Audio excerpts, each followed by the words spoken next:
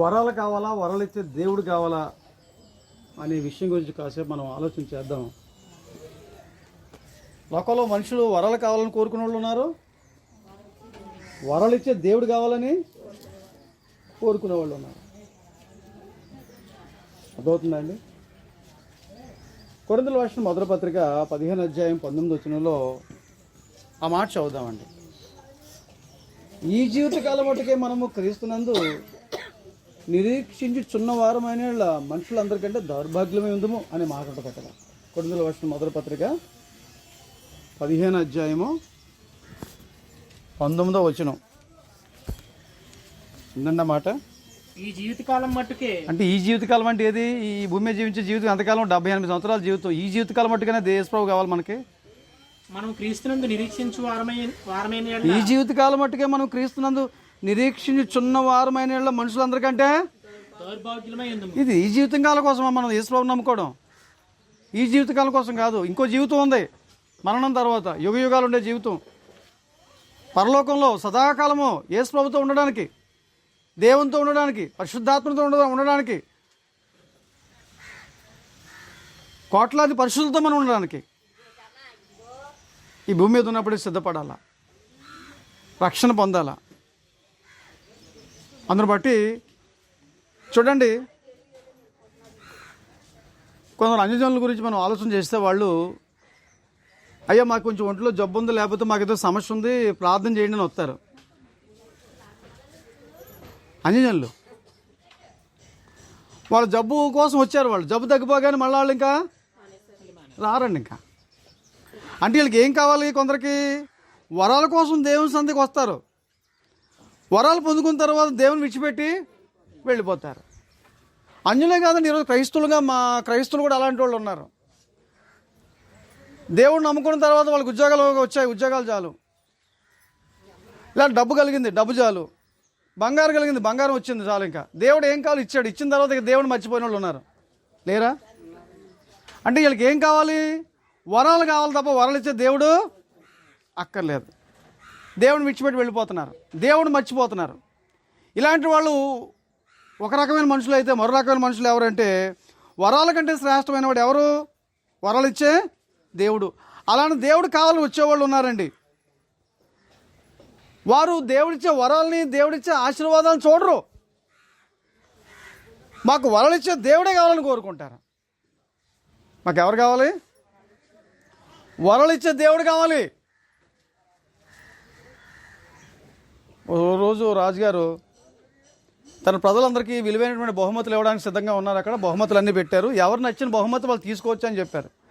వారు పట్టుకుంటే అది వాళ్ళదే, వాళ్ళు ముట్టుకున్న బహుమతి వాళ్ళ సొంతం అవుద్దని చెప్పేసి రాజుగారు చెప్పినప్పుడు అందరూ కూడా వారు ఏదో బహుమతి పట్టుకొని చెయ్యి పెడితే అది వాళ్ళది అయిపోయింది కాబట్టి అది పట్టుకొని ఏం చేస్తున్నారు?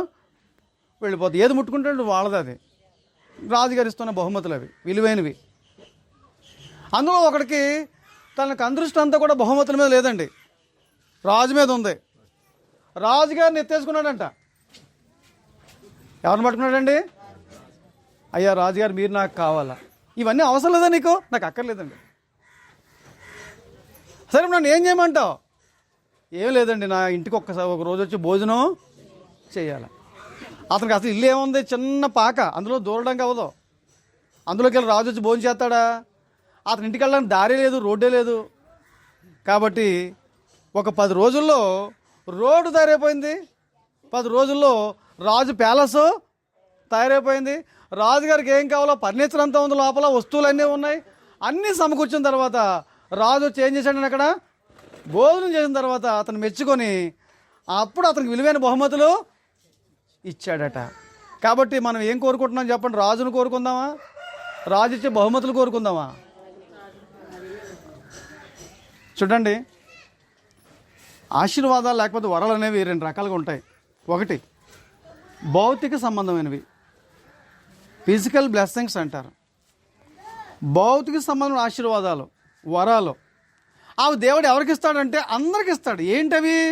ఉదాహరణకి ఆహారం, చదువు, వివాహం, పిల్లలు, ఉద్యోగం, ఆరోగ్యం, ఇల్లు, ధనం, ఇవన్నీ దేవుడు ఎవరికి ఇస్తాడు? యేసును నమ్ముకున్న వాళ్ళకి ఇస్తాడా?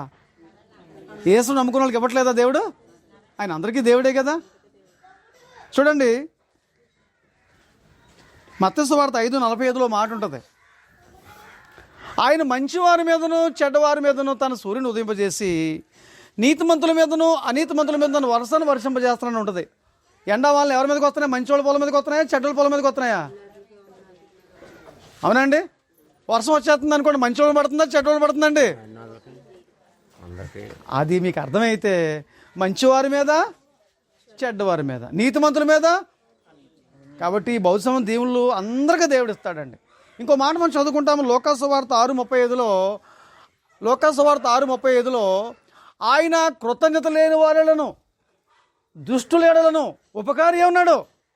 లోకంలో మనుషులు ఎలాంటి వాళ్ళు అంటే దేవుడు నమ్ముకున్నోళ్ళు, దేవుడు నమ్ముకున్నోళ్ళు కూడా, నమ్ముకున్నవాళ్ళు కానీ నమ్ముకున్నోళ్ళు కానీ కృతజ్ఞత లేని వాళ్ళు, దేవుడు చేసిన మేళ్ళన్నీ పొందుకొని దేవుడు అవసరం లేదనుకునేవాళ్ళు.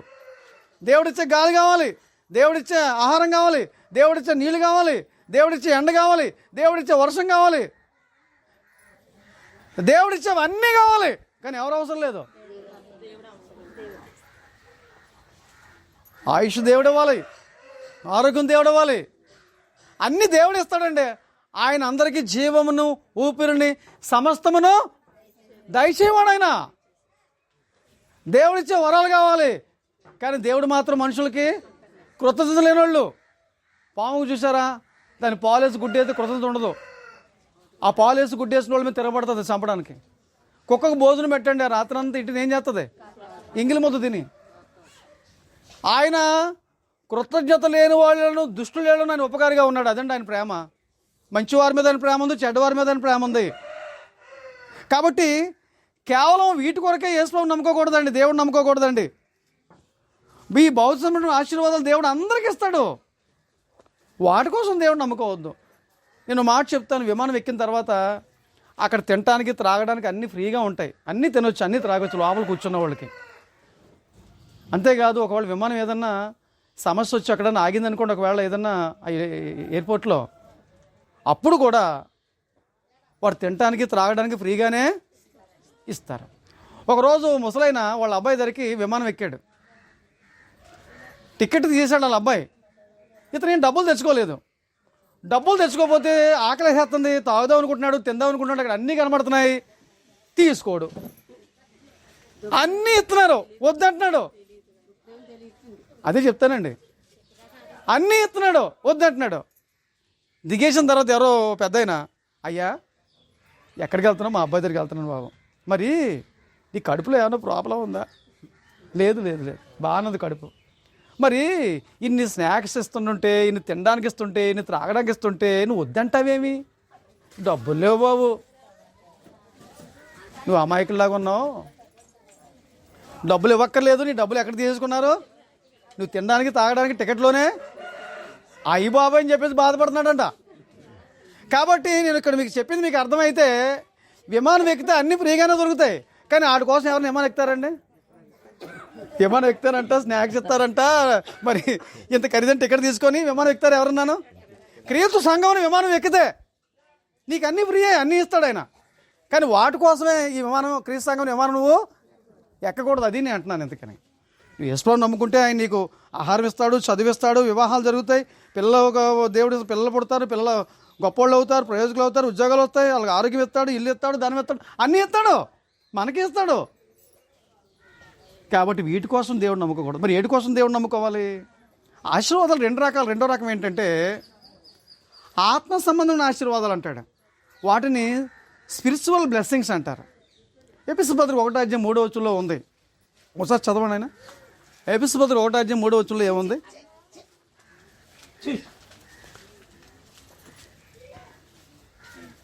ఎఫెసీయుల పత్రిక 1:3 మన ప్రభువైన యేసుక్రీస్తు యొక్క తండ్రి అయిన దేవుడు స్తుతింపబడునుగాక. ఆయన క్రీస్తునందు పరలోక విషయములలో ఆత్మ సంబంధమైన ప్రతి ఆశీర్వాదమును మనకు అనుగ్రహించాడు. ఆత్మ సంబంధమైన ప్రతి ఆశీర్వాదం మనకి ఏం చేశాడు? ఈ ఆత్మ సంబంధమైన ఆశీర్వాదాలు దేవుడు ఎవరికి ఇస్తాడో తెలుసా అండి? లోకంలో వాళ్ళందరికీ ఇవ్వడండి, కొందరికి ఇస్తాడు. ఆ కొందరు ఎవరు? క్రీస్తు రక్తంలో ఎవరైతే కడగబడతారో బాప్తిజం పొందుతారో వాళ్ళకి మాత్రమే ఈ ఆత్మ సంబంధమైన ఆశీర్వాదాలు దేవుడు ఇస్తాడు. ఏంటవి ఆ ఆత్మ సంబంధమైన ఆశీర్వాదాలు? ఏంటంటే పాప క్షమాపణ, మన పాపాలు క్షమించబడుతున్నాయి, మన పాపాలు కడిగివేయబడుతున్నాయి. అలాగే నీతిమంతులుగా తీర్చబడుతున్నాం మనము, ఇది కూడా ఆశీర్వాదమే. దేవుడు మళ్ళీ నీతిమంతుల లెక్కలో చేర్చాడు, నీతిమంతులు గెలిచాడు, నీతిమంతులుగా తీర్చాడు. ఇంకా పరిశుద్ధాత్మ వరాన్ని ఇస్తున్నాడు, ఇది దేవుడిచ్చే ఆశీర్వాదం. అంతేకాకుండా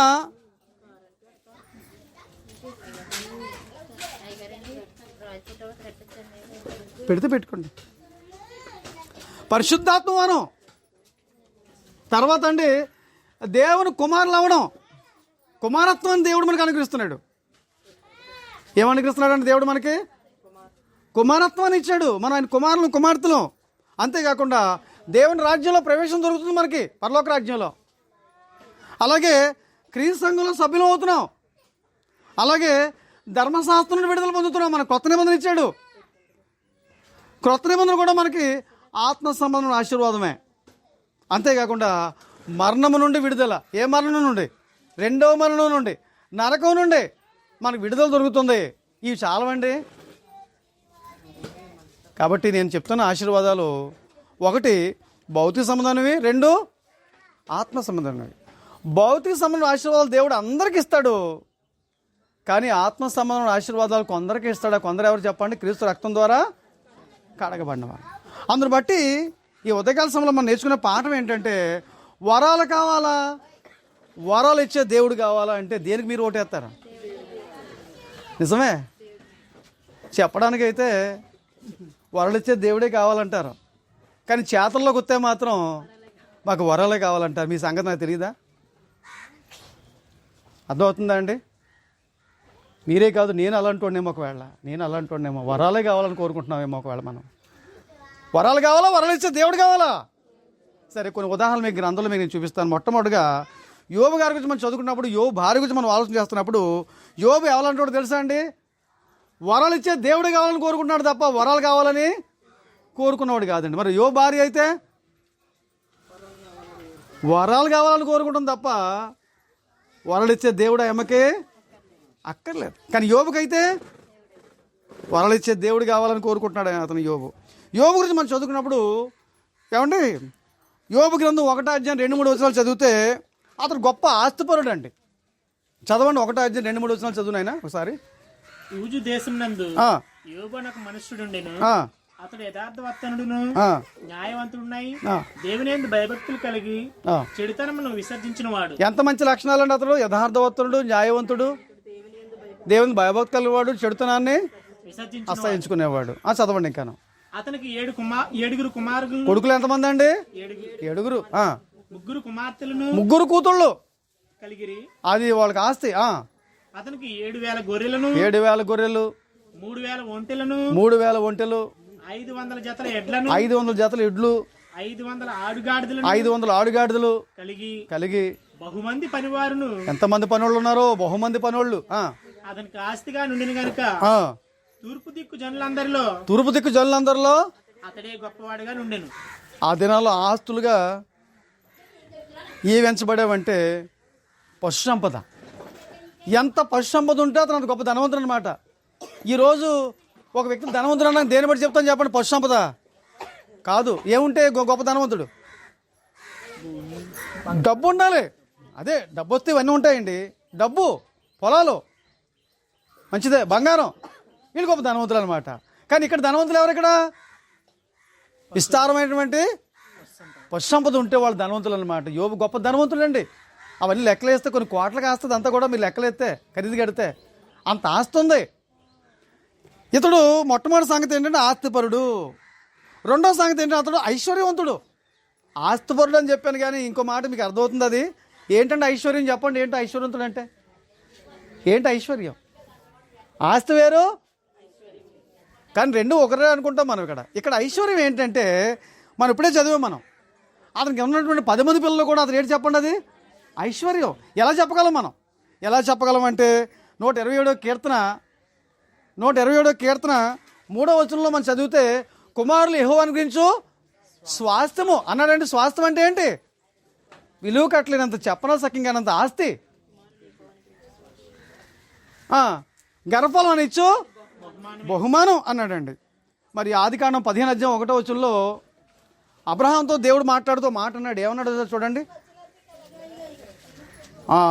ఐశ్వర్యం గురించి మీకు మాట చూపిస్తాను. అక్కడ నేను ఆదికాండం 15:1 ఏముంది? అబ్రహామా తర్వాత యెహోవా వాక్యం అబ్రహాముకు దర్శనం వచ్చి, అబ్రహామా భయపడొద్దు, నేను నీకు కేడము, నీ బహుమానం అత్యధికమగునని చెప్పాను. ఏంటి అత్యధికం అవుద్ది? బహుమానం. ఏంటా బహుమానం? కుమారుడు, సంతానం పుడతారు. ఆ కుమారులోంచి ఆకాశ నక్షత్రాలంత జనాభా వస్తారు. నీ బహుమానాన్ని నేను హెచ్చిస్తాను. కాబట్టి యోబు ఆస్తిపరుడు, రెండోది ఐశ్వర్యవంతుడు, మూడోది ఏంటంటే అతడు ఆత్మీయుడండి. ఎంత ఆత్మీయుడో మనం గ్రంథంలో చదివితే 1:5 ప్రతిరోజు కూడా ఒకవేళ తన పిల్లలు ఏమైనా పాపం చేశారేమని చెప్పేసి వారిలో ప్రతి ఒక్కరి కోసం దహన బలు అర్పిస్తున్నాడంట. 1:5 చదవండి. ఇక్కడ ఏముంది? 1:5 ఏముంది? 5 వారు విందు దినములు పూర్తి కాగా యోబు తన కుమారులు పాపము చేసి తమ హృదయములలో దేవుని దూషించరేమో అని వారిని పిలువనంపించి వారిని పవిత్రపరిచి అరుణోదయములు లేచి వారిలో ఒక్కొక్క నిమిత్తమై దహన బలు అర్పించు వచ్చెను. యోబు నిత్యము ఎంత భక్తిపరుడు ఇక్కడ మనం చదువుకున్న ఆత్మీయుడండి. ఆ తర్వాత తనకున్న ఆస్తి అంతా పోయింది. ఒకసారి మనం గ్రంథంలో చదువుకున్నప్పుడు 1:13 చూడండి. ఒక దినమున యోబు కుమారులను కుమార్తెలను తమ అన్నయ్యంట భోజనం చేయుచుండగా ద్రాక్షసం పానం చేయుచుండగా ఒక దూత అతని యొద్దకు వచ్చి ఎద్దులు నాగలి దునుచు గాడిదలు వాడి సమీపం మేయుచుండగా ఈ 10 మంది పిల్లలు కూడా ఒకరోజు భోజనం చేస్తున్నారు, ప్రేమను స్వీకరిస్తున్నారు ఆ ఇంట్లో. అప్పుడు చూడండి, ఒక ఆయన వచ్చాడు యోబు గారి దగ్గరికి. వచ్చి ఏమన్నాడు చూడండి. ఓ పనివాడు వచ్చాడు. ఎద్దులు నాగలు దున్నుచు గాడిదలు వాడి సమీపం మేయుచుండగా శాబాయిలు వాటి మీద పడి వాటిని పట్టుకుని పోయి ఖడ్గంతో పని వాళ్ళందరినీ హతము చేశాను. జరిగింది నీకు తెలియజెప్పడానికి నేను ఒక్కడనే తప్పించుకుని వచ్చానండి. ఒక్కడు తప్పించుకుని వచ్చాడంట. ఇక్కడ ఆస్తి ఏం పోయింది చెప్పండి? ఇక్కడ ఏం పోయిందండి? ఇక్కడ ఆస్తి ఎద్దులు నాగలు దున్నుచు గాడిదలు వాడి సమీపం మేయుచుండగా శాబాయిలు వాటి మీద పడి, అంటే ఎద్దులు, ఎన్ని ఎద్దులు ఇందాక మనం చదువుకున్నాం. గాడిదలు కూడా పోయాయి. 1:5 మనం చదువుకున్న మాటలు మనం ఇప్పుడు ఎన్ని అయ్యి 500 జాతులు ఎడ్లు పోయాయి. గాడిదలన్నీ 500 ఆడుగాడిదలు. ఓకే. తర్వాత చదువుదాం. తర్వాత వచ్చిన 16 అప్పుడు ఇంకా మాట్లాడుచుండగా చూడండి, ఒక దెబ్బ మీద దెబ్బ. చూసారు ఒకసారి ట్రైను ఈ గూడ్స్ బోగిలు ఉంటే ఒకదాని తర్వాత వచ్చేస్తుండే చూసారా? చూడండి. అతను ఇంకా మాట్లాడుచుండగా మరి ఒకడు వచ్చి దేవుని అగ్ని ఆకాశం నుండి పడి గొర్రెలను పనివారిని తగులుబెట్టి కాల్చేసి. ఇప్పుడు ఏం పోయండి? దేవుని అగ్ని వచ్చి పనుల్ని కాల్చేసింది, గొర్రెల్ని కాల్చేసింది. ఎన్ని గొర్రెలు అయ్యి? అది గొర్రెలు కూడా ఖాళీ అయిపోయాయి. ఒక్క పనుడు మిగిలాడు కబురు చెప్పడానికంట. పనులు చచ్చిపోయారు. తర్వాత ఇంకా చూడండి, ఇంకో దెబ్బ తగిలింది మళ్ళాను. అతను ఇంకా మాట్లాడుచు ఇంకా మాట్లాడుతూ ఉన్నాడు. ఇంకానో మరొకడు వచ్చేసాడు కబురు పట్టుకొని. వార్త ఏంటి? వార్త కల్దీలు 3 సమూహాలుగా వచ్చి, కల్దీలు అంటే బబులోనీయులు మూడు సమూహాలుగా వచ్చారట. వచ్చి ఒంటి మీద పడి వాటిని కొనిపోయి వాటిని ఏం చేశారు? పట్టుకుపోయారట. ఖడ్గం చేత పనివారిని చంపిరి. పనులందరినీ చంపేశారు ఈ యొక్క బబులోనీయులు. ఇప్పుడు ఒంటులు కూడా పోయాయి. ఎన్ని ఒంటలండి? ఒంటులు పోయాయి. ఒక్క పనుడు మిగిలాడు అతను కబురు చెప్పడానికి. ఒక్క మాటలో చెప్పాలంటే ఆస్తి అంతా పోయిందండి. ఇంకెవరు మిగిలారు చెప్పండి? యోబు, తన భార్య, తనకున్నటువంటి పిల్లలు మిగిలారు.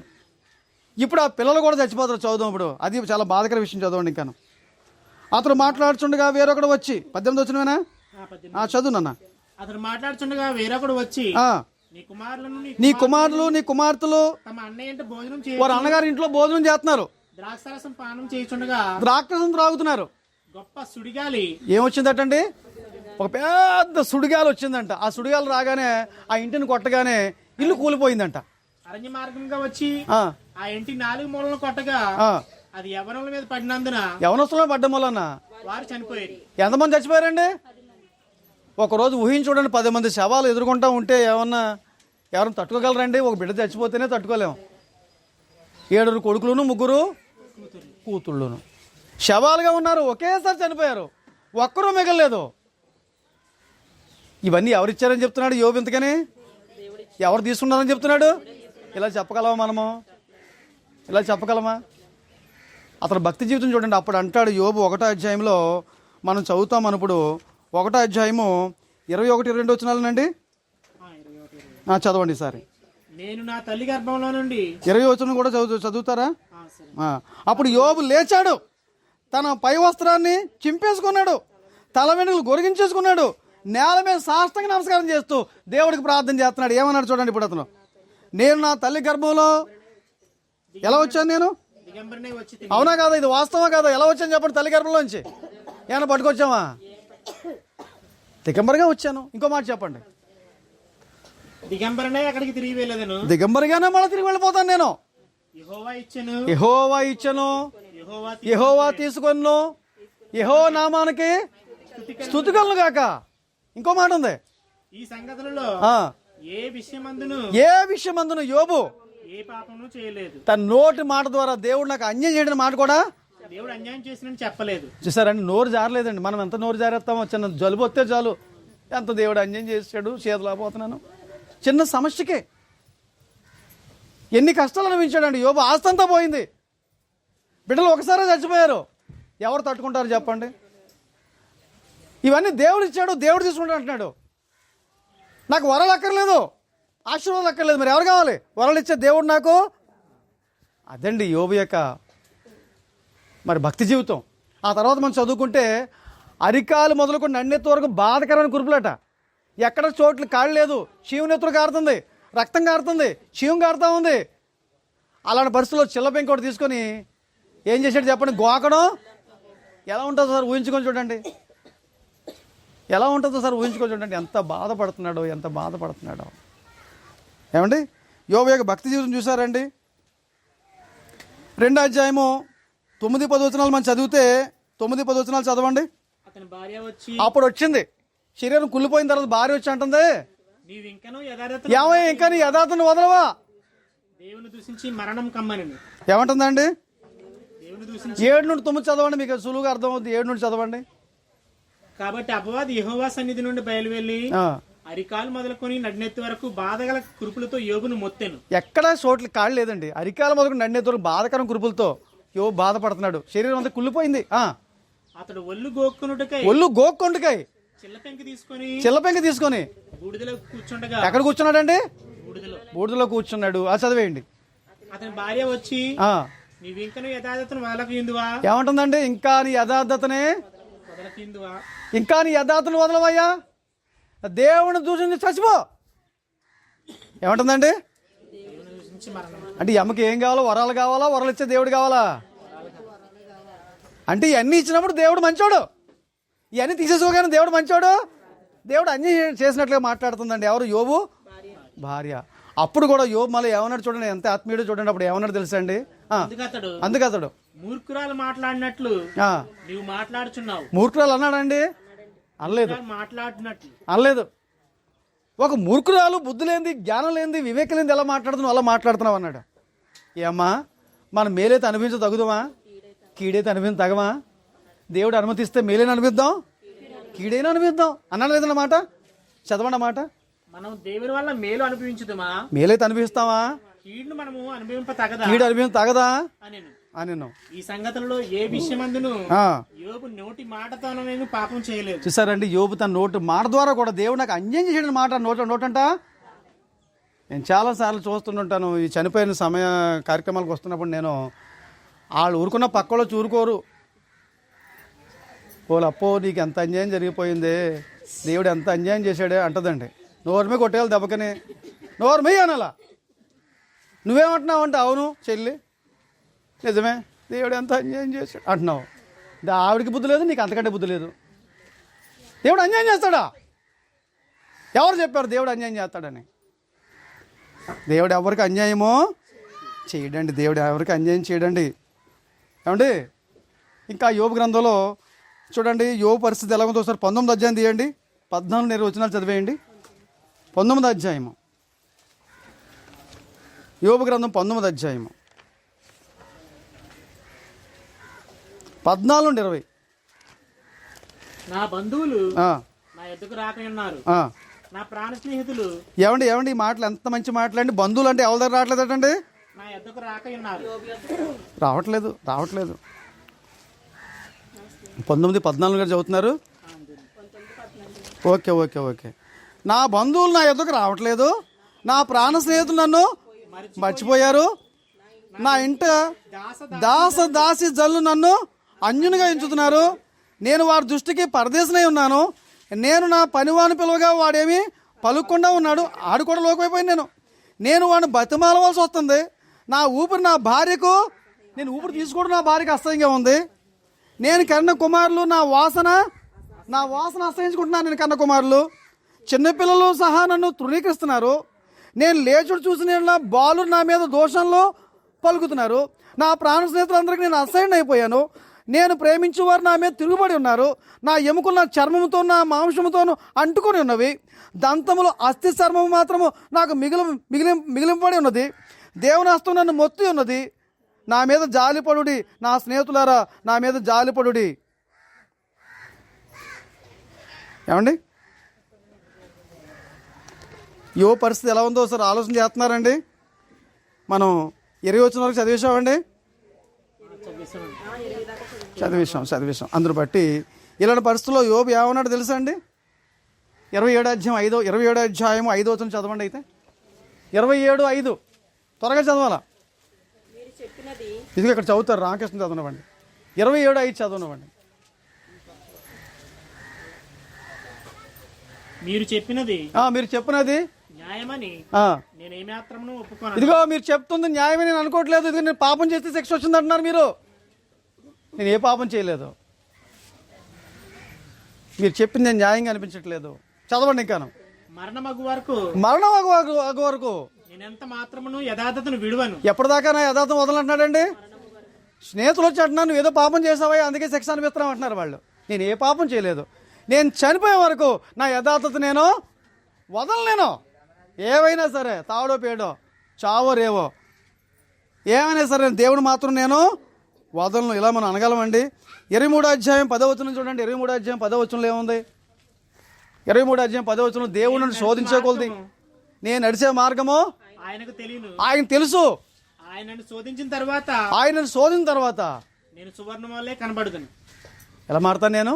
బంగారం కొలులు వేసిన తర్వాత అదేమో చెప్పండి, కాల్చగొలదని మస్టంతా పోయి మేలు బంగారం నేను శ్రమలను కొలువులో కాల్చబడుతున్నాను. దేవుడు నన్ను శోధించకూడదు, ఇంకా నేను మేలు బంగారంగా తయారవుతాను అంటున్నాడు. యోబుకు వచ్చిన పరీక్షలు అండి ఇవన్నీ. అందును బట్టి యోబు ఈ పరీక్షలు నిలబడ్డాడు కాబట్టే, ఆ శ్రమల్ని సహించాడు కాబట్టే రెట్టింపు ఆశీర్వాదం పొందాడండి. చౌదామా గ్రంథంలో 42 అధ్యాయం 10 వచనం చూడండి. ఇప్పుడు 42 అధ్యాయం 10 వచనంలో ఏముంది? మరియు యోబు తన స్నేహితుల నిమిత్తం ప్రార్థన చేసినప్పుడు, మళ్ళా స్నేహితుల కోసం ప్రార్థన చేస్తేనే వాళ్ళకి క్షమాపేక్ష దొరికింది. యెహోవా అతని క్షేమస్థితిని మరలా అతనికి దయచేసింది. మళ్ళా క్షేమస్థితి అంటే ముందు ఏం పోగొట్టున్నాడు అవన్నీ కూడా తిరిగి దేవుడు మళ్ళీ అతనికి ఇచ్చాడు. ఇంకా చదవండి. మరియు యోబునకు పూర్వం కలిగిన దానికంటే రెండంతలు అధికంగా యెహోవా అతనికి దయచేసి. ఎన్ని వంతులు ఇచ్చాడండి? 2 వంతుల ఆశీర్వాదం వచ్చింది. చూసారా శ్రమల వల్ల ఎన్ని లాభాలు ఉన్నాయో. 12వ వచనం చదివేయండి. 12వ వచనం. యెహోవా యోబును మొదట ఆశీర్వదించిన మొదట ఎలా ఆశ్రయించిన దానికంటే మరి అధికంగా ఆశీర్వదించాడు. ఇంకా అధికంగా దేవుడు అతన్ని ఆశీర్వదించాడు. అతనికి 14,000 గొర్రెలను. ముందేనండి 7, ఇప్పుడు 14. ఇంకా చదవండి. 6,000 ఒంటెలను. ముందేన్ని 3, ఇప్పుడెన్ని 6. 1000 జతల ఎడ్లను. 1000 జతల ఎడ్లు ఇప్పుడు, ముందు 500. ఇప్పుడెన్ని? ఇంకా చదవండి. 1000 ఆడుగాడిదలను కలిగి. 1000 ఆడిగాడిదలు. ముందెన్ని? 500. రెట్టింపు ఇచ్చాడండి. నీకు శ్రమలు వచ్చాయంటే రెట్టింపు ఆశీర్వాదం ఇవ్వడానికి నువ్వు ఎందుకు అనుకోవట్లేదు? ఆ తర్వాత ఇంకొక వచనం 16 వచనం చదివేయండి. 16 వచనంలోను అటు తర్వాత యోబు 140 సంవత్సరములు బ్రతికి. ఎడు తర్వాత ఈ శ్రమ వచ్చిన తర్వాత మళ్ళీ ఇంకెంతకాలం బతికాడు? 140 సంవత్సరం. 140 అంటే ముందు ఒక 60 సంవత్సరాలు వేసుకుందాం ఒకవేళ, లేకపోతే మొత్తం మీద 200 సంవత్సరాల దాకా బతికేశాడు. బ్రతికి తన కుమారులను 4 తరముల వరకు చూసాను. ఎన్ని తరాలు చూశాడండి? 4 తరాలు. అన్ని రెట్టింపు ఇచ్చాడు. మరి బిడ్డలు రెట్టింపు ఇచ్చాడా? ఇచ్చాడండి? ఇచ్చాడండి? ఎక్కడ ఉందల్లా అందులో మీకు కనిపించిందా ఏంటి? 10 మంది బిడ్డలకి 10 మంది బిడ్డలని ఇచ్చాడా, 20 మంది ఇచ్చాడా అంటున్నాను నేను. 20 మంది ఇచ్చాడండి? ఇచ్చాడా? 20 మంది మళ్ళీ కనదా? మరి మీరు ఎలా చెప్పగలుగుతున్నారు? మరి ముందు 10 మంది లేరంటారు. వాళ్ళు ఎక్కడున్నారు? పరదేశంలో ఉన్నారు. చనిపోయి పరదేశంలో వాళ్ళు ఉన్నారు. బతికి 10 మంది ఇక్కడ ఉన్నారు. 20 మందికి అయ్యారు చెప్పండి ఇప్పుడు. ఎందుకనే అర్థమైందండి? ముందు 10 మందికి అన్నది ఎవరో యోబు భార్య. మళ్ళీ 20 మందిని కనమంటారా ఏమన్నా మీరు? ఇది న్యాయమే? 20 మంది ఎలాగయ్యారంటే 10 మంది ఇక్కడ బ్రతుకున్నారు. 10 మంది ఎక్కడున్నారు? వాళ్ళు ఉన్నారు అక్కడ. పరదేశంలో లేరండి. ఇప్పుడు రాజుగారు పరదేశంలో లేడు. ఎందుకు? ఆయన దేవుడు నమ్ముకున్న వాళ్ళు పరదేశంలో ఉండరా? లేరండి. ఎందుకు అనుకుంటున్నారు? క్రైస్తవుడు చావలేదండి. మనిషికి అసలు చావే లేదండి. ప్రాణంతో ఉంటే ఎక్కడ ఉంటాడు? ప్రాణం పోతే అయితే పరదేశంలో, లేకపోతే వేదన స్థానంలో 2 చోట్ల ఎక్కడొక్కడ ఉంటాడు. ఇంకా యోబుకి యోబు భార్యకి తేడా ఉందంటారా లేదంటారా? వరాలు అక్కర్లేదు నాకు, వరాలు ఇచ్చే దేవుడు కావాలని యోబు అంటున్నాడు. కానీ యోబు భార్యకి ఏం కావాలండి? మాకు వరాలు ఇచ్చే దేవుడు అక్కర్లేదు, వరాలే. దేవుడిని చూసి చచ్చిపోమన్నా ఈ అమ్మ ఈ రెట్టింపు ఆశ్రమం పొందిన తర్వాత ఏమైనా ఉంటుంది చెప్పండి? బైబిల్లో లేదు. ఏమైనా ఉంటుంది చెప్పండి? ఇప్పుడు అమ్మో ఎంత బుద్ధి లేని దాన్ని, దేవుడిని ఎంత మాట అనేసాను, దేవుడిని చూసి చచ్చిపోమన్నాను. కానీ దేవుడు ఎంత మంచివాడు కాకపోతే మళ్ళీ రెట్టింపు ఆశీర్వాదం మళ్ళీ మాకు తప్పు క్షమించిన దేవుడా నేను తప్పు చేశాను అని ఉంటుంది. ఒకవేళ ఎవరు అని ఉండదండి? ఒకవేళ బుద్ధి లేని మాటలు ఇసిరేసాను నేను దేవుని దగ్గర. దేవుడు అన్యాయం చేయడం అన్నాను నేను. కానీ ఈ శ్రమల వల్ల మాకు దేవుడు రెట్టింపు ఆశీర్వాదం ఇచ్చాడు. రెట్టింపు ఆశీర్వాదం ఇచ్చాడు. ఇక తర్వాత మనకి ఎవరు కనబడతారంటే గ్రంథంలో నయోమి కుటుంబం కనబడతారు. వాళ్ళు బెత్లెహేము గ్రామస్తులు. బెత్లెహేములో దేవుడు కరువు పంపించాడు. కరువు దేవుడు ఎప్పుడైనా తన బిడ్డలు శిక్షించడానికి 3 రకాలైనటువంటి ఆయుధాలు పంపిస్తాడు. అయితే కరువు అన్న పంపిస్తాడు, లేకపోతే ఖడ్గం అన్న పంపిస్తాడు. ఖడ్గం అంటే శత్రువులు పంపిస్తాడు, లేకపోతే తెగులన్నా. ఇక్కడ ఏం పంపించాడు? వాళ్ళు బుద్ధి రావడానికి కరువు పంపించాడు. కరువు వచ్చినప్పుడు వాళ్ళు ఏం చేయాలి చెప్పండి? ఇప్పుడు నాయన మేము తప్పు చేయడం వల్ల మాకు కరువు పంపించావు, విగ్రహారం చేయడం వల్ల మాకు కరువు పంపించావు, ఇక మీదట మేము ఆ పాపిష్ట వల్లనే మానేస్తాం, మేము పాపం చేయడం మానేస్తాం, నీకు ఇష్టం పెట్టలేదు బ్రతుకుతామంటే మళ్ళీ దేవుడు కనిపించి మళ్ళీ ఏం చేస్తారు? వర్షాన్ని. కరువు నయోమి కుటుంబానికి వచ్చిందా? అందరికి వచ్చిందా? కరువు వస్తే అందరికి వస్తుంది కదండి. మన కరోనా వచ్చిందా? అందరికి వచ్చిందా? కొందరికి వచ్చిందా? అందరికి వచ్చింది. అందరికి వచ్చింది. మరి కరువు వచ్చినప్పుడు అందరూ అక్కడే ఉన్నారు, ప్రార్థన చేసుకుంటున్నారు. ఆయన మేము క్షమించి దేవుడు మేము తప్పు చేసిన వాళ్ళు అండం అని వాళ్ళు అక్కడే ఉంటే, కానీ నయోమి కుటుంబం ఎక్కడ పోయారు చెప్పండి? మోయాబు దేశానికి. వారు చేసిన ప్రయాణం దేవుని చిత్తానుసారమైంది. ఈ ఆలోచన బహుశా ఎలిమెలికి వచ్చి ఉండొచ్చు. అప్పుడు నయోమి ఏం చెప్పాలి? వద్దయ్యా అని చెప్పాలా, పిల్లని చెప్పాలి, వద్దయ్యా అని చెప్పాలా. అందరూ ఒక బాటలోనే ఉన్నారు, వెళ్ళిపోయారు. అది మొట్టమొదటిగా వారు చేసిన తప్పు. రెండో తప్పు ఏంటంటే అన్యులతో వియ్యం పొందారు వాళ్ళు. మోయాబీలతో వియ్యం పొందకూడదు. ఎవరితో వియ్యం పొందకూడదండి? మోయాబీలతో వియ్యం పొందకూడదు. కానీ వాళ్ళు ఏం చేశారు? మోయాబీలతో వియ్యం పొందారు, వాళ్ళతో సంబంధ బాంధాలు పుచ్చుకున్నారు. ఒకసారి ఎజ్రా గ్రంథం 9వ అధ్యాయం 1వ వచనం చదువు నాయన. ఎజ్రా గ్రంథం 9:1.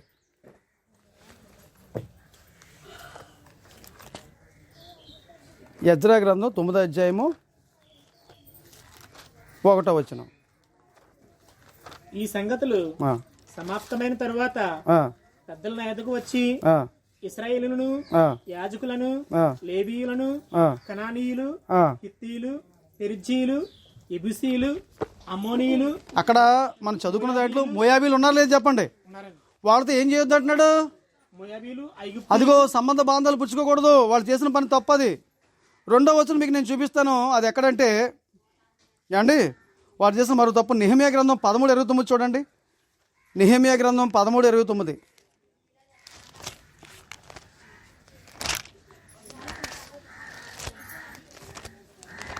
నెహెమ్యా గ్రంథం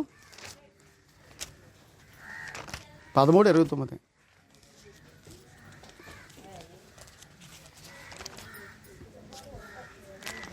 నా దేవా, వారి యాజక ధర్మమును, యాజక ధర్మపు నిబంధనను, లేవీయుల నిబంధనను అపవిత్రపరిచిరి గనుక వారిని జ్ఞాపకం ఉంచుకొను.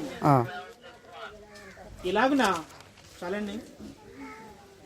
కాబట్టి చదవబడిన వాక్య భాగాలు మనం ఏం అర్థమవుతున్నాయంటే, ఇశ్రాయేలు ఎవరితో సంబంధ బాంధాలు పుచ్చుకోకూడదండి? అన్యజనులతోటి. ఇంకొక వచనం మీకు కావాలంటే రాజులు మొదటి గ్రంథంలో కూడా ఉంటుంది, 11:1 వచనంలో. మోయాబీలతో సంబంధ బాంధాలు పుచ్చుకోకూడదంటే వీళ్ళు ఏం చేశారు చెప్పండి? వాళ్ళు పెద్ద కొడుక్కి అక్కడే అమ్మాయిని పెళ్లి చేశారు, చిన్న కొడుక్కి. ఈరోజు మనం ఏం పాఠం నేర్చుకోవాలా? మన బిడ్డలను ఎవరికి ఇవ్వాలా? అన్యులకి ఇచ్చి మన బిడ్డలను పెళ్లి చేయొచ్చా అండి? అన్యుల బిడ్డలు మనం చేసుకోవచ్చా అండి? మస్సాకుల్లో కూడా మనం చేసుకోకూడదు. మస్సాకుల వాళ్ళు కూడా మన బిడ్డలు ఇవ్వకూడదు. మస్సాకులను కూడా మనం చేసుకోకూడదు. మనం చాలా పొరపాట్లు చేస్తున్నాం తెలుసండి. సరే, ఇక్కడ రెండో పొరపాటు ఏంటంటే, అన్యులతో వారు ఏం చేశారండి? వియ్యముందారు. మరి వారు చేసినటువంటి తప్పు వల్ల వారు ఏం నష్టపోయారు చెప్పమంటారా? దేవుడు అక్కడ వాళ్ళ గర్భం లేకుండా చేసేసాడు. ఎవరికి? కోడళ్ళకి గర్భం లేకుండా చేసేసాడు. ఇద్దరికి పిల్లలు లేరు. 10 సంవత్సరాలు ఉన్నారు వాళ్ళు అక్కడ, పిల్లలు లేరు. 2, ఇంట్లో ఎలిమెలకి చచ్చిపోయాడు. 3, రెండోది. తర్వాత ఎవరు చచ్చిపోయారు? పెద్ద కొడుకు చచ్చిపోయాడు. తర్వాత ఎవరు చచ్చిపోయారు? చిన్న కొడుకు చచ్చిపోయాడు. అంటే 3 మగవాళ్ళు చచ్చిపోయారు. వాళ్ళ గర్భాలు దేవుడు మూసేశాడు. వాళ్ళు బతుకున్నప్పుడే, కొడుకులు బతుకున్నప్పుడే ఈ కోడళ్ళ గర్భాలు దేవుడు మూసేశాడు. 3 మగవాళ్ళు చచ్చిపోయారు. 3 ఆడవాళ్ళు ఏమయ్యారు చెప్పండి ఆ ఇంట్లోనూ? అది అయితే ఒక కోడలు అత్తతో రావడానికి ఇష్టపడలేదు, వార్ప. కానీ రూతమ్మ మాత్రం రావడానికి ఇష్టపడింది. చూడండి, నయోమికి వరాలు కావాలి తప్ప వరాలు ఇచ్చే దేవుడు అవసరం లేదండి. కానీ రూతమ్మకు మాత్రం, కోళ్ళకి మాత్రం, ఆయమ్మ మోయాబిల అయినప్పటికీ నాకు వరాలు కాదు, ఏం కావాలి? వరాలు ఇచ్చే దేవుడు. ఆ అమ్మ అంటది తిరిగి వచ్చిన తర్వాత, రూతు గ్రంథం 1:16 చదువునైనా ఒకసారి. రూతు గ్రంథం 1:16. అందుకు రూతు, నా వెంబడి రావద్దనియు, నన్ను విడిచిపెట్టమనియు, నన్ను బతిమాలుకోవద్దు. నువ్వు ఎక్కడికి వెళ్తే అక్కడికే వస్తాను అత్తయ్య అంటుంది. నువ్వు ఎక్కడ నివసిస్తే అక్కడ నేను నివసిస్తాను. నీ జనమే నా జనం. నా జనం కాదు, మోయాబీలు నా జనం కాదు, నీ జనం ఇశ్రాయేలే నా జనం అంటుంది. అదిగో ఆ మాట గమనించారు. నీ దేవుడే నాకు, నీ దేవుడు కావాలి తప్ప నీకున్న ఆస్తుపాస్తులు నాకు అక్కర్లేదు. ఆ అమ్మకి ఏమీ లేదు, నయోమికి ఏమీ లేదు. ఆ సంగతి అమ్మకి తెలుసు. నయోమి ఆస్తుపాలు చూసి వెనకాల బయలుదేరలేదు. నయోమి దేవుడు కావాలని వచ్చిందండి అమ్మ. నీ దేవుడే అంటే ఇప్పుడు నయోమికి, నీ కోడలికి, అత్తకి కోడలికి వ్యత్యాసం చెప్పండి. అత్తకి ఎవరు కావాలి? అత్తకి ఏం కావాలి? వరాలు కావాలి. కోడలికి ఏం కావాలా? వరాలు ఇచ్చే దేవుడు కావాలా?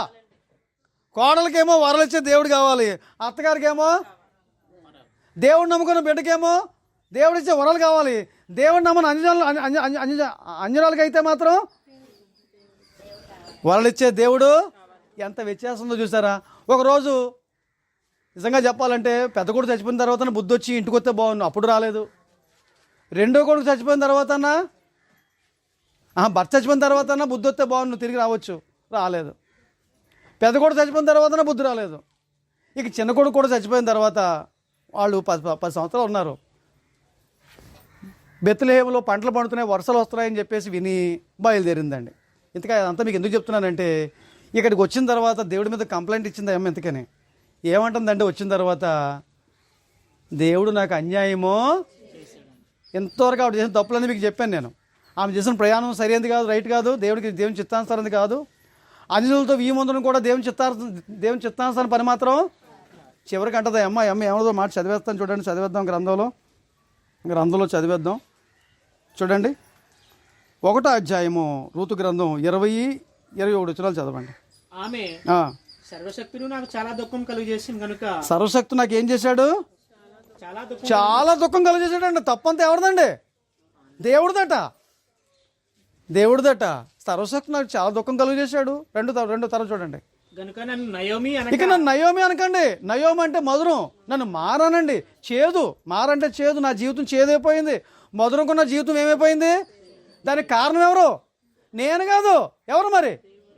ఇప్పుడు చెప్పండి, కారణం ఎవరు? దేవుడా అమ్మ? ఇప్పుడు మీకు అర్థమైందనమాట.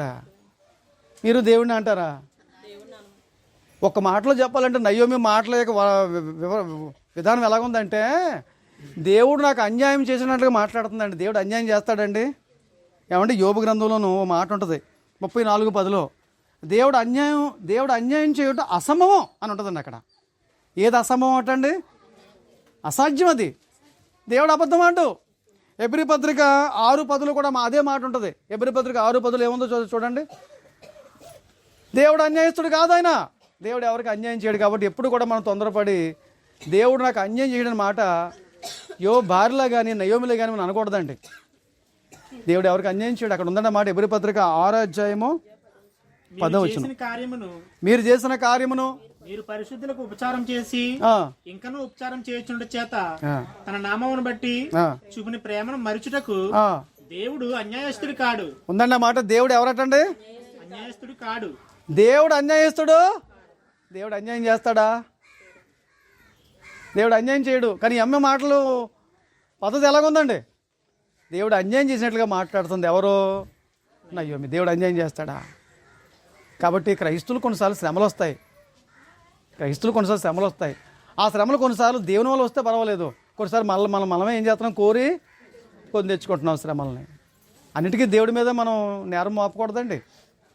దేవుడు ఒకవేళ మనల్ని శ్రమలు అనుమతించాడంటే మన మేలు కోసం శ్రమలు అనుమతిస్తాడు. మనం శ్రమల్లో ఉంటే ఆయన బాధపడతాడండి? బాధపడ్డా? మీ అబ్బాయికి ఒరే ఆ చాకు ముట్టుకోవద్దురా అని చెప్పాను, నువ్వు ముట్టుకున్నావు. ముట్టుకోవద్దని చెప్పినప్పుడు ముట్టుకోలేదు. నువ్వు ఉన్నప్పుడు, నువ్వు లేనప్పుడు ఏం చేశాడు? చాకు ముట్టుకోగానే ఏం చేశాడు? చేయి తెగిన తర్వాత ఏడుతుంటే మన బాధ అవుద్దా చెప్పండి. ఇక్కడ అందులో ఒక అద్భుతం మాట దొరుకుతుంది. ఒకసారి మీకు చూపిస్తాను నేను. చూడండి, యెషయా గ్రంథం 63:9 చదవండి. అక్కడ ఏముందో? యెషయా గ్రంథం 63:9 ఏముందో చదివేయండి. 63:9. వారి యావత్ బాధలో ఆయన బాధను చూసారండి. మనం బాధలు పడుతుంటే ఆయన కూడా ఏం చేస్తాడు? మన బాధల్లోనూ ఆయన కూడా కన్నీరు, ఆయన బాధపడతాడు. ఆయనే పట్టించుకోవద్దు అనుకుంటాం మనము. విలాప వాక్యాలు మాట మీకు చూపిస్తాను. విలాప వాక్యములు 3:33 చూడండి. హృదయపూర్వకంగా ఆయన నరులకు విచారమునైనను బాధనైనను కలుగజేయడు. ఏమండి? దేవుడు ఏదైనా బాధ కలుగు చేస్తే హృదయపూర్వకంగా కలుగు చేయడంట. ఇప్పుడు డాక్టర్ ఉన్నాడు,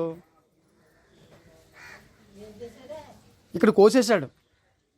ఎందుకు కోసేశాడు? నేమే కోపం ఉండా?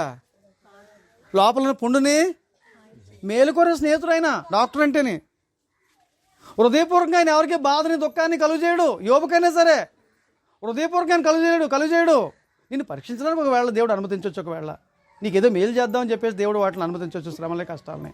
హృదయపూర్వకంగా ఎవరికి బాధనైనా దుఃఖంనైనానో కలుగు చేయడు. ఇంకా చదువునైనా దేశమునందు ఇంకొక మాట ఇంకొక పై వచనం చదువునాయన. అదిగో ఆ మాట కావాలి మనకి. ఒకవేళ ఆయన బాధ పెట్టినాను సమృద్ధిని బట్టి మళ్ళీ ఏం చేస్తాడు చెప్పండి? ఆయన మీద అదిగో వాళ్ళ మీద కోప్పడి గర్భాలు మూసేశాడు. 3 చచ్చిపోయారు. మళ్ళీ జాలిపడ్డాడు లేదా? జాలిపడతాడు. యోబు మీద జాలిపడలేదా? మళ్ళాను యోబు అయితే తను చేసుకున్న తప్పు వల్ల తను శిక్ష అనుభవించింది. యోబు అయితే తను చేసిన తప్పు వల్ల శిక్ష అనుభవించలేదు. తన విశ్వాసాన్ని పరీక్షలేదు. అందును బట్టి ఇక్కడ మనం గమనించాల్సిన విషయం ఏంటంటే దేవుడు అన్యాయం చేయడం మాట మనం ఎప్పుడు కూడా అనకూడదండి. అందును బట్టి మరి ఇంకా మన గ్రంథంలో మనం చదువుకున్నట్లయితే ఈయనైనా మీకు ఇంకా రాలేదా? ఓకే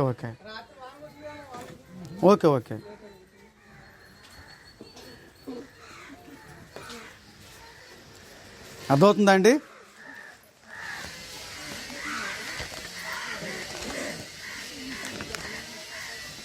ఇంకా నేను కొన్ని సంగతులు చెప్పేసి ముగించేస్తాను. తర్వాత మనం కొన్ని పాటలు పాడతాం కావాలంటేనే. ఇంకా మన గ్రంథంలో ఎవరు కనబడతారంటే చిన్న కుమారుడు కనబడతాడండి. లోకాసు వార్త 15 అధ్యాయంలో 11వ వచనం చదివితే ఒక తండ్రికి 2 కుమారులు ఉన్నారు. పెద్దోడు చిన్నోడును. పెద్దోడు ఇంట్లో తండ్రి మాట వింటున్నాడు, బాగానే ఉన్నాడు. కానీ చిన్నోడు సంగతి ఆలోచన చేస్తే ఒకరోజు అతనికి ఆలోచన వచ్చింది. రోజు డబ్బులు కావాలంటే తండ్రిని అడగాలి, అన్నయ్య కూడా భయపడాలి, ఏంటి సమస్య అని చెప్పేసి ఒకరోజు ఏం కావాలని కోరుకుంటున్నాడు ఒకసారి చదవండి. తండ్రి దగ్గరికి వచ్చి ఏం అడిగాడు చెప్పండి. అతనికి ఆస్తే కావాలంటండి. ఒకసారి చదివండి అన్నమాట. లోకాసు వార్త 15 అధ్యాయం 11వ వచనం. మరియు ఆయన ఇట్లనేను ఏమన్నాడు? ఒక మనుషునికి 2 కుమారులు ఉండిరి. వారిలో చిన్నవాడు ఆ, తండ్రి ఆ, ఆస్తిలో నాకు వచ్చి భాగం ఇమ్మని ఆ. తన తండ్రిని అడుగుగా ఇదిగో నాన్న, నా ఆస్తులు నాకు వచ్చే భాగం నాకు ఇచ్చేస్తే ఏం చేస్తా? ఇక్కడ ఉండను నేను. ఎక్కడ పోతాను నేను? దూరదేశం వెళ్ళి నీకు కనిపించకుండా దూరదేశం వెళ్ళిపోతాను నేను. నా ఆస్తి నాకు ఇచ్చాయి. ఇప్పుడు ఈ చిన్న కొడుక్కి తండ్రి కావాలా, తండ్రి ఇచ్చే ఆస్తి కావాలా? ప్రశ్న చెప్పండి. తండ్రి కావాలంటున్నాడా, తండ్రి ఆస్తి కావాలంటున్నాడా? నువ్వు నాకు అక్కర్లేదా? వరాలు కావాలా, వరాలు ఇచ్చే తండ్రి కావాలా? ఇక్కడ ఏమంటున్నాడు చెప్పండి ఇతని సంగతి. వరాలు కావాలంటున్నాడా, వరాలు ఇచ్చే తండ్రి కావాలంటున్నాడా? నాకు ఆ తండ్రి అక్కర్లేదా? నాకు వరాలే కావాలని చెప్పేసి ఆ వరాలని తీసుకొని డబ్బుగా మార్చుకొని ఆ ధనాన్ని పట్టుకెళ్ళి దూరదేశం వెళ్ళి వ్యాపారం చేశాడు అనుకుంటున్నారా? ఏం చేశాడు? దుర్వ్యాపారం చేశాడు. దుర్వ్యాపారం చేశాడు. దశల భాషను బతులు ఉండదు. మద్యముతో మత్తులే ఉండకండి. దాంట్లో ఏముంది? దుర్వ్యాపారం ఉంది. ఉందా మాట? మద్యంతో మత్తులే ఉండకండి. దాంట్లో ఏముందండి? అంటే ఇతను ఏం చేసి ఉంటాడు చెప్పండి ఇప్పుడు ఎందుకని?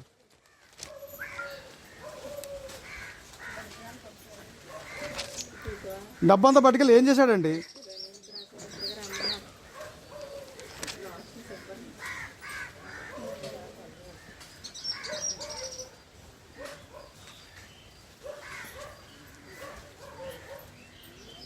ఎక్కడ ఎపిసి బతుకులో ఉందా అండి? ఎపిసి బతుకులో ఉండదు అనుకుంటున్నాను.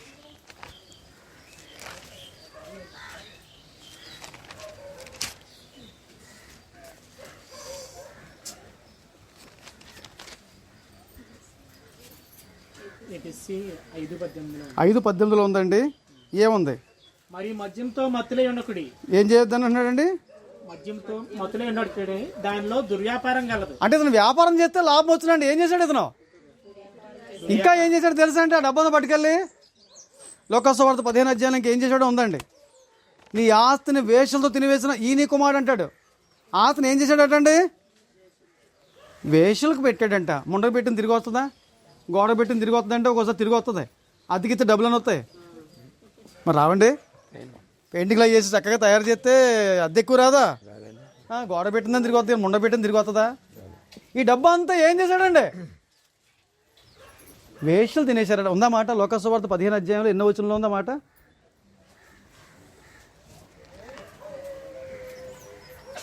అప్పుడు అతని పెద్ద కుమారుడు పొలంలో ఉండేను.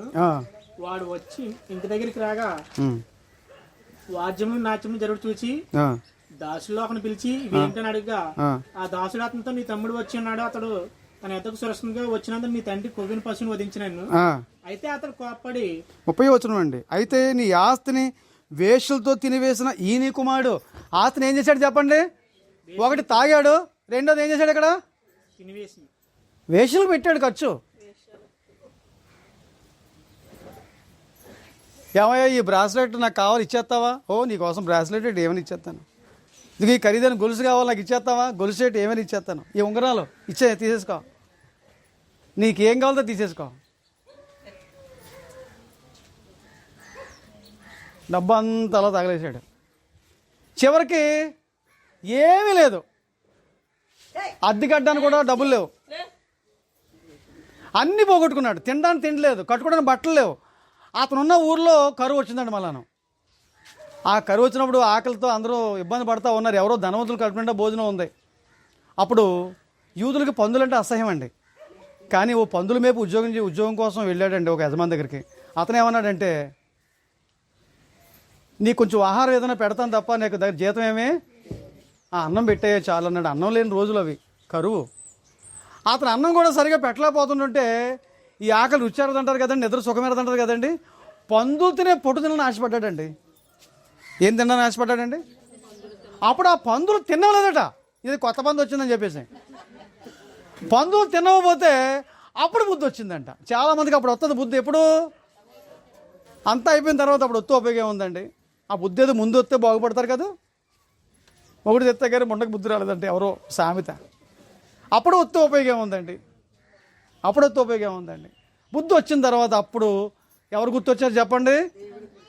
నాకు వరాలే కావాలి, వరలు ఇచ్చే తండ్రి అక్కర్లేదు అనుకున్నాడు చూసారా. ఇప్పుడు ఆ వరలు ఇచ్చే తండ్రి కావాలని ఇప్పుడు ఆశపడి బయలుదేరాడు అనుకుంటున్నాడండి. ఇదిగో తండ్రి, పరలోకము తండ్రికి విరుద్ధంగా పాపం చేశాను, నీకు విరుద్ధంగా పాపం చేశాను, ఇక నేను నీ కుమారుని అనిపించిన యోగ్యుడిని కాను, నీ కూలివానిగా పెట్టుకో, నాకు కొంత అన్నం పెట్టు, నీ ఆస్తి కోసం రాలేదని చెప్దామని అనుకుంటున్నాడు. లోపల అనుకున్నాడు, బయలుదేరాడు. వెళ్ళినప్పుడు ఎలాగ వెళ్ళాడండి? ఉంగరాలు, ఖరీదైన వాచ్, బ్రాస్లెట్, గొలుసు, ఖరీదైన చెప్పులు, ఖరీదైన బట్టలు. అమ్మో, గొప్ప ధనవంతుడు ₹1,000,000 బయలుదేరి వెళ్ళాడు. వెళ్ళేటప్పుడు వచ్చేటప్పుడు ఎలాగొస్తున్నాడో, చెప్పులు లేవు, తల చిరిగిపోయింది, గడ్డం పెరిగిపోయింది, స్నానం లేదు, బట్టలన్నీ మురికి బట్టలు, చిరిగిపోయిన బట్టలు, బ్రాస్లెట్లు లేవు, ఏమీ లేవు, బంగారం లేదు. చూడడానికి ఒక పిచ్చోళ్ళలాగా వస్తున్నాడు. పిచ్చోడు ఎలా ఉంటాడండి? లేకపోతే ఒక బెగ్గర్లాగా వస్తున్నాడు, అడుక్కునే వాళ్ళలాగా వస్తున్నాడు. తండ్రి ఏదో రోజు వస్తాడని చెప్పేసి ఎదురు చూస్తున్నాడండి. ఏదో రోజు వస్తాడని చెప్పేసి ఎదురు చూస్తున్నాడు. ఇటు వస్తాడు ఓ రోజు, ఎప్పుడు ఇక్కడికి బుద్ధి వస్తుందని చెప్పేసి ఎదురు చూస్తున్నాడు, రోజు ఎదురు చూస్తున్నాడు. ఒకరోజు రానే వస్తున్నాడు. ఒక కుర్రోడు వస్తున్నాడు. ఏమండి, తండ్రి గుర్తుపట్టలేడా తన కొడుకుని? మేడ దిగి పరిగెత్తుకుంటూ వెళ్ళి మేడ మీద పడి ముద్దు పెట్టుకొని కౌగులించుకొని ఇంటికి తీసుకొచ్చి స్నానాలు చేయించి ఖరీదైన బట్టలు వేసి చెప్పులు వేసి ఉంగరం పెట్టి గొలుసేసి, అయ్యో బాబు ఎంత గొప్ప విందు ఏర్పాటు చేశాడు. అప్పుడు అంటున్నాడు, నేను నీ కుమారుని యోగ్యుడిని, పరలోకమందున తండ్రికి విరుద్ధంగా పాపం చేశాను, నీకు విరుద్ధంగా పాపం చేశాను, ఇక నేను కుమారుని అనిపించడం యోగ్యుని కాదు, నీ కూలివానిగా పెట్టుకున్న కొంత అన్నం పెట్టాయా అన్నాడు. కానీ తండ్రి అలా చేసుకున్నాడు అతన్ని. మళ్ళీ తిరిగి కుమారత్వాన్ని ఇచ్చాడా, మళ్ళీ కూలోనిగా పెట్టుకున్నాడా? ఏదో రోజు తిరిగి వస్తాడు అని ఎదురు చూస్తున్నాడు తండ్రి. అక్కడికి బుద్ధి వస్తుంది ఏదో రోజు. వచ్చేది లేదండి. ఇప్పుడు కొడుకు అర్థమైంది, నాకు వరాలు కదా కావాల్సింది. ఏం కావాలి నాకు? అబ్బెబ్బే, వరాలు ఇచ్చే తండ్రి నాకు. ఈరోజు క్రైస్తవులు కూడా పిచ్చి పడేసింది, మాకు వరాలు కావాలంటున్నారు. వరాలు ఇచ్చే దేవుడు అక్కర్లేదు. ఈరోజు ప్రసంగాలు కూడా ఎలాంటి ప్రసంగాలు చేయవలసి వస్తుందంటే, సంఘాల్లోనూ మీరు యేసులో నమ్ముకుంటే మీకు చదువు కలుగుతుంది, మీకు ఉద్యోగం వస్తుంది, మీ అప్పులు తీరిపోతాయి, మీ రోగాలు తగ్గిపోతాయి. బుడబుక్కలోనే ఎప్పుడైనా చూసారా? ఏమంటాడండి? జయంగలుగు శుభోజ్ జయంగలుగు అంటాడు అసలు. ఈరోజు ప్రసంగాలు కూడా ఇలాగే ఉండాలి. మీకు ఎంతసేపు మీకు ఏదో మేలు జరగాలని చెప్పాలి తప్ప, కష్టాలు వస్తాయి, శ్రమలు వస్తాయి, ఇంటి బాబు వద్దు బాబు అల్లరి ప్రసంగాలు. ఇదిగో నీతిగా బతకండి, పాపం చేయకండి, అబ్బా అల్లరి ప్రసంగాలు మాకు వద్దు బాబు. మీరు పాపం చేస్తున్నా, ఎంత తాగెత్తున్నా, ముండ్లకి వెళ్తున్నా, ముండ్ల ముట్టకూరగా ఉన్నా సరే నీకు దీవుని కలుగు. ఏంటి నువ్వు ఎన్ని పాపిష్టి పనులు చేసినా మేము దీవించాలన్నమాట మిమ్మల్ని. ఏం ప్రసంగాలండి. అంటే వరాలు కావాలి మీకు. ఎంతసేపు వరాలు కావాలా? దేవుడు నాకు అది ఇవ్వలేదు, ఇది ఇవ్వలేదు, దేవుడు నాకు అది ఇవ్వలేదు, ఎంతసేపు ఆయన మీద అనుకోవడమే. కానీ దేవుని కోసం నేను ఏమైనా ఇస్తున్నానా? ధనాన్ని ఇస్తున్నానా? దేవుని కోసం నేను ఏమైనా ఖర్చు పెడుతున్నానా? దేవుని కోసం ఏదైనా చేస్తున్నానా? దేవుని కోసం నేను ఏం చేస్తాను ఎప్పుడు మనం ప్రశ్నించుకోవట్లేదు. కాబట్టి చిన్న కుమారుడికి మొదట వరలే కావాలని కోరుకున్నాడు, కానీ వరలు ఇచ్చే తండ్రిగా అక్కర్లేదు అనుకున్నాడు. బుద్ధి వచ్చిన తర్వాత ఇప్పుడు ఏం కోరుకుంటున్నాడు చెప్పండి? నాకు వరలొద్దు, నాకు వరలొద్దు, నీ ఆస్తిలో నాకు ఒక భాగం కూడా వద్దు, నాకు చిల్లు గవ్వ కూడా వద్దు. చాలామంది నీకు ఇంటి దగ్గర పనులు ఉన్నారు కదా డాడీ, నాన్న, వాళ్ళకి ఎలాగైతే భోజనం పెడుతున్నాను నాకు కూడా భోజనం నేను పని చేస్తాను, కూలోడుగా పని చేస్తాను. కానీ కూలోడుగా చేసుకున్నాడా? అందును బట్టి నా ప్రియమైన సహోదరులారా, ఈ ఉదయకాల సమయంలో మీకు చెప్పే పాఠం ఏంటంటే, వరాలు కావాలా, వరాలు ఇచ్చే దేవుడు కావాలా? నిజమేనా? హబక్కు గ్రంథంలో మాట చదివేయండి, 3:17. హబక్కు గ్రంథం 3:17 ఏమున్నా లేకున్నా నేను యెహోవా యందు ఆనందిస్తాను అంటున్నాడు. హబక్కు గ్రంథం 3:17 చదువుదామండి. హబక్కు గ్రంథం 3:17.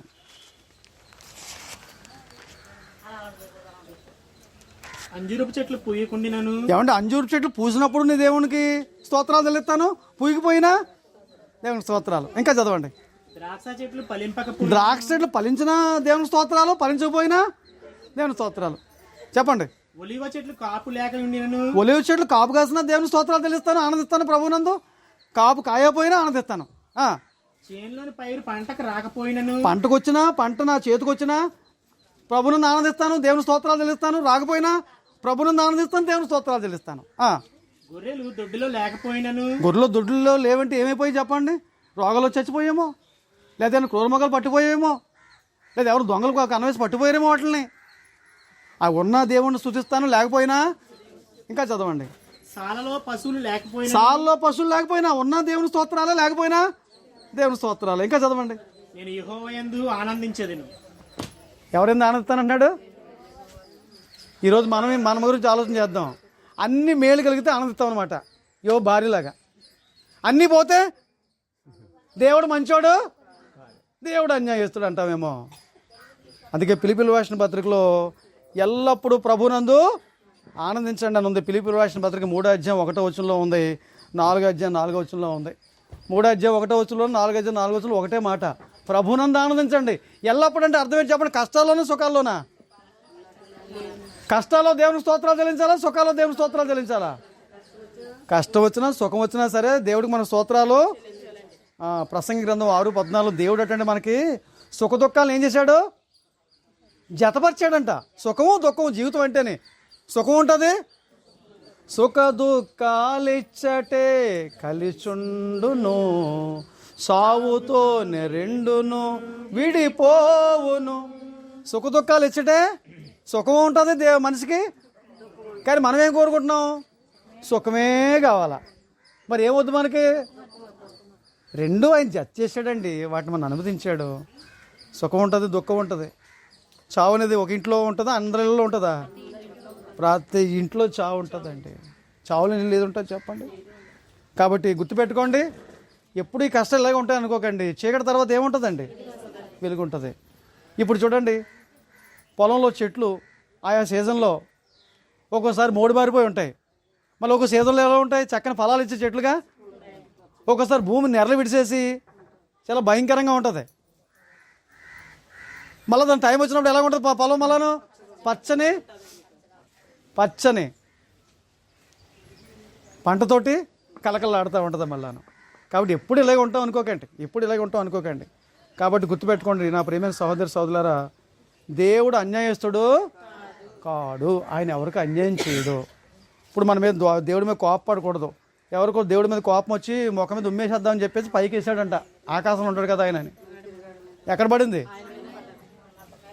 నీ ముఖం మీద పడుతుంది. ఎప్పుడు కూడా దేవుడి మీద కోపపడి దేవుడి మీద అలిగి నాకు ఈ దేవుడు అక్కర్లేదు, నేను దేవుడిని వదిలేస్తాను, ఇక దేవుడికి నాకు సంబంధం లేదు అనుకుంటే నష్టపోయేది ఎవరండి? చాలాసార్లు ఏదైనా కష్టం వస్తే, శ్రమ వస్తే తట్టుకోలేక చాలామంది ఏం చేస్తున్నారండి? దేవుని వదిలిపెట్టి వెళ్ళిపోతున్నారండి. ఇంకా నాకు ఈ దేవుడు అక్కర్లేదు, ఈ దేవుడు నాకు అన్యాయమో చేశాడని అంటున్నారు. ఎట్టి పరిస్థితుల్లో కూడా మనం ఆ మాట మన నోటంట. ఇక్కడ ఉన్న వాళ్ళందరూ చాలామంది సహోదరులు, ఆశీర్వాదం గారు కానీ వీళ్ళందరూ కష్టాలు రాలేదండి. ఇక్కడ మీరు ఎవరు లేరా? మీరు కష్టాలు అనిపించలేదా? ఆయన దేవుని వదిలిపెట్టేశారా? చావో రేవో, తాడో పేడో ఏమైనా సరే నేను దేవుడు మాత్రం వదలను, ఆయన పట్టు వదలను, ఆయన చెయ్యి వదలను అనే విశ్వాసం కలిగి మనం బ్రతకాలండి. ఈ ఉదయకాల సమయంలో మీకు చాలా విషయాలు చెప్పాను నేను. పాఠం పేరేం పేరు చెప్పండి? వరాలు కావాలా, వరాలు ఇచ్చే దేవుడు కావాలి. ఇప్పుడు చెప్పండి మీకు ఏం కావాలా? వరాలు ఇచ్చే దేవుడు కావాలని నోటితో చెప్తున్నారు, డౌట్ లేదు. కానీ లోపల ఏముంది? మాకు పైకి ఏమో వరాలు ఇచ్చే దేవుడే కావాలా, కానీ లోపల ఏముందండి? వరాలు కావాలా. లోపల ఏమనిపిస్తుందండి? వరాలు కావాలా. నీకు ఇస్తాడు వరాలు, కానీ వాటి కోసం దేవుడు నమ్ముకోకు, దేవుని దగ్గర రాక. ఇచ్చినా నేను దేవుడిని నమ్ముకుంటాను, ఇవ్వపోయినా నేను దేవుడిని నమ్ముకుంటాను అంతే. ఈవేళ ఉంటే రేపు పోతాయి. ఇవి శాశ్వతం కాదు. శాశ్వతం నేను నా దేవునితో ఉండాలి, నా పరలోకంలో ఉండాలా, అది నాకు శాశ్వతం అని చెప్పేసి మనం అనాలండి. ఏ శాశ్వతం చెప్పండి? పరలోకం శాశ్వతం. అర్థమవుతుందా అండి? గ్రీక్ వీరుడు ఎవరండి? అలెగ్జాండర్ ది గ్రేట్ అంటారు. ఈ అలెగ్జాండర్ మహాచక్రవర్తి కత్తి తిత్తినట్టండి, ఒడలోంచి రక్తం తడకుండా లోపల పెట్టాటండి. ప్రపంచం జయించేశాడు ఎవరి కాలంలో, ఓ 33 సంవత్సరాల వయసులో ప్రపంచం జయించేశాడండి. అంత మహావీరుడు అనమాట, అంత శూరుడు అనమాట. ఈ కత్తి తీశాడంటే దానికి రక్తం అంటకుండా లోపల పెట్టాటండి, నరుక్కుంటా పోవడమే. అలాంటి ఆయనకి దోంగ కుట్టిందంట. దోంగ కుడితే జ్వరం వచ్చిందంట. జ్వరం వస్తే పెద్ద పెద్ద డాక్టర్లు అందరిని పిలిచాడు, వైద్యులందరినీ పిలిచాడు. ఇదిగో మీరు నన్ను బతికించండి, మీకు ఎంతైనా ఇస్తాను, నేను కోట్ల ఆస్తుంది నా దగ్గరే, మీకు ఎంత మట్టి చెప్పండి తీసేసుకోండి, నన్ను బతికించండి అంటే వాళ్ళ ప్రయత్నాలన్నీ వారు చేశారండి. కానీ ఆయన ఇంక చనిపోతాడనమాట. ఇక బతకమని చెప్పేశారు వాళ్ళు, మా వల్ల కాలేదని చెప్పేశారు. చెప్పేస్తే ఆయన 3 కోరికలు కోరుకున్నాడు చనిపోయే ముందు. మొట్టమొదటి కోరిక ఏంటంటే, నన్ను సమాధి చేసిన తర్వాత, సమాధి పెట్టి తెస్తారు కదా, సమాధి పెట్టి పెట్టిన తర్వాత దానికి రంధ్రాలు చేసి చేతులు బయటికి పెట్టండి అన్నాడంట. అంటే నా పెట్టి తీసుకు వెళ్ళిపోతున్నప్పుడు ఈ చేతులు ఎలాగ ఉండాలి, ఊగుతాయి కదండి. ఈ చేతులు కనిపించాలి అందరికీ, ఈ చేతులు కనిపించాలి. ఎందుకని? నేను వట్టి చేతులతో వచ్చాను. రెండో కోరిక ఏం కోరాడంటే, నన్ను మోసేది ఎవరు మోయాలో తెలుసా? ఈ వైద్యులు మోయాలి తప్ప ఎవరు మోయకూడదు అన్నాడు. ఏం బాబు మమ్మల్ని ఎందుకు మోయమన్నామంటే వాళ్ళు అంటారు, పనికిమాల వాళ్ళారా, చేతగాని వాళ్ళారా, మీరు నన్ను బతికించలా పోయారు, చేతగాని వాళ్ళు మీరే మోయాలన్నాడండి. మూడో కోరిక ఏం కోరాడంటే, నేను వెళుతున్నప్పుడు కొన్ని కోట్ల మనుగులు బంగారం ఉంది, ఆ బంగారాన్ని మీరు ఏం చేయమన్నాడు? రోడ్డు మీద బంగారం ముక్కలు చేసి జల్లేయండి అన్నాడు. మనం బంగారం జల్లాకి ఏం జల్లుతుంటారు మన వాళ్ళు? రూపాయి కాసులు 2 రూపాయల కాసులు జల్లుతుంటే వాటిని ఏరుకునే వాళ్ళు కొద్దిమంది ఉంటారు, సిగ్గు చరం లేకుండా. నేను వెళ్ళిపోతున్నాను, అట్లకోట దాటి వెళ్ళిపోతుంటే అట్లకోటలో నేను బాట్మిచ్చిన ముసలోడు ఏరుకుంటున్నాడండి. నన్ను చూడలేదు. ఏటి నీకు ఇళ్ళ కరం పట్టింది, ఇక చండాలం బతుకం, వద్దు నువ్వు ఇళ్ళ పాలన చేయకూడదు. ఇదిగో ఈ బంగారం ఎందుకు ఈ పడేయమంటున్నాడంటే, ఈ బంగారం విలువైంది, నేను తీసుకురాలేదు, వచ్చాను ఒట్టి చేలతో వచ్చాను, ఒట్టి చేలతో పోతున్నాను, దిగమరగా పోతున్నాను, ఏమీ తీసుకుని రాలేదు, ఏమీ తీసుకొని నేను వాళ్ళని చెప్పేసి ఒక పాఠం చెప్పడానికి. చెప్పండి ఏది సాక్ష్యం చెప్పండి, ఈ దేవుడు ఇవన్నీ ఇచ్చాడు అనుకుందాం, ఇవన్నీ పట్టుకుపోతావు నువ్వు? 10 ఎకరాల భూమి ఇచ్చాడు అనుకుందాం, పట్టుపో చూద్దాం. ఇంకేమన్నా ఈ ముక్కు గట్ట ఏదైనా ఉండిపోతే రాకపోతే కటింగ్ ప్లేయర్ తెస్తారు, పట్టమని లాగేస్తారంతే. ఏది ఉంచరండి, మొత్తం ఏది ఉంచరండి, పట్టుకెళ్ళనివ్వరండి. నీది కాదు ఇది, అంతా ఎవరిది? దేవుంది. వెండి అయింది, బంగారం అయింది, అన్నీ ఆయనవే. కాబట్టి నువ్వు ఎలా వచ్చావో అలాగే వెళ్ళాలి తప్ప పట్టుకెళ్ళిపోతానంటే మాత్రం కుదరదండి, పట్టుకెళ్ళడానికి కుదరదండి. అర్థమవుతుందండి? అక్కడ పట్టుకెళ్ళడానికి ఏమి ఉండదండి. కొంతమంది అది ఎలా తీస్తుంటారంటే, సినిమాలు తీస్తుంటారు. ఆ అమ్మ ఎవరో చనిపోయిన తర్వాత అక్కడ పట్టుపోయింది. ఏం పట్టుపోయింది? అటుకులు పట్టుపోయిందండి. అటుకులు పట్టుపోనిస్తాడా దేవుడు? తినడానికైనా పట్టుకెళ్ళిస్తాడండి అక్కడికి. ఇలా సినిమాలు తీస్తుంటారండి. అది నిజమా? పట్టుకెళ్ళడానికి ఏం లేదు, ఒట్టి చేలతో వచ్చి ఒట్టి చేలతో పోవాలి. కాబట్టి ఈ యొక్క ఉదయకాల సమయంలో మీ అందరికీ అర్థమైంది అనుకుంటున్నాను నేను చెప్పిన పాఠం అంతాను. యోబుకి ఎవరు కావాలి? వరాలు ఇచ్చే దేవుడు కావాలా, వరాలు కావాలా? యోబు భార్యకి ఏం కావాలా? వరాలు కావాలి. నయోమికిని ఎలిమెలికి ఆ కుటుంబానికి దేవుడిగా వరాలు ఇచ్చే దేవుడు కావాలా, వరాలు కావాలా? వరాలు కావాలా. వరాలు ఇచ్చే దేవుడు అక్కర్లేదా? చిన్న కుమారుడికి వరాలు ఇచ్చే తండ్రి కావాలా, వరాలు కావాలా? మొదటైతే వరాలు ఇచ్చే తండ్రి కావాలని కోరుకోలేదు, వరాలు కావాలని కోరుకుంటారు. బుద్ధి వచ్చిన తర్వాత ఇప్పుడు నాకు వరాలు అక్కర్లేదు, నీ ఆస్తులు నాకు ఏ భాగం అక్కర్లేదు, నువ్వే నాకు కావాలా, నాకు భోజనం పెట్టి అంతే చాలు అన్నాడా లేదా? కాబట్టి వరాలు కావాలా, వరాలు ఇచ్చే దేవుడు కావాలంటే పైకి కూడా వరాలు ఇచ్చే దేవుడు కావాలని అంటే లోపల కూడా వరాలు ఇచ్చే దేవుడు అనుకోండి. కానీ పైకి మాత్రం వరాలు ఇచ్చే దేవుడు కావాలని చెప్పేసి లోపల మాత్రం మాకు వరాలే కావాలా అనుకోవద్దు, తప్పది. కాబట్టి అలాగా మీరందరూ బ్రతకాలని ప్రార్థన చేస్తున్నాను. మరి ఈ కుటుంబం కోసం మనం అందరం కూడా ఏం చేద్దామంటే ప్రార్థన చేద్దాం.